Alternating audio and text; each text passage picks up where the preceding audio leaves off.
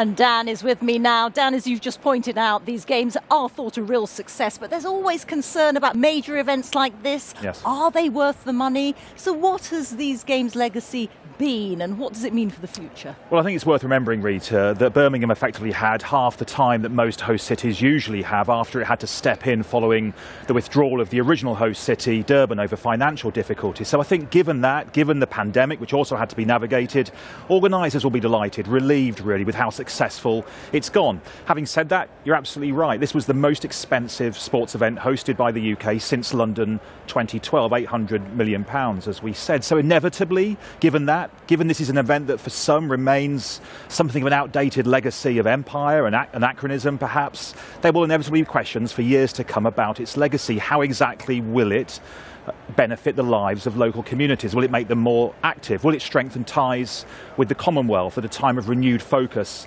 on its future? There was a lot at stake here in Birmingham. I think the organisers will point to the fact this was very inclusive and progressive, more women's events than men's, new sports like women's cricket, the biggest integrated parasports programme in the history of the event. I think above all, they'll refer to the way that the city embraced these games and perhaps the way that people will now look at Birmingham in a different light.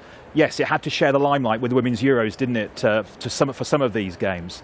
But I think in years to come, at a time that's critical really for the Commonwealth Games, there is a sense that it may have breathed new life into it. And perhaps when we look back in years to come, the event will have an awful lot to thank Birmingham for. Dan, thank you very much. Dan Rowan reporting there.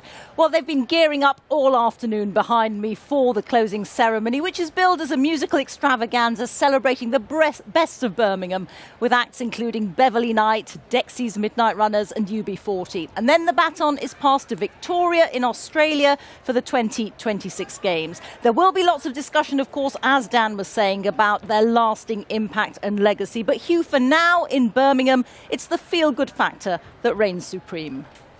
Rita, enjoy the closing ceremony. Thanks very much once again. Rita Chakraborty there for us.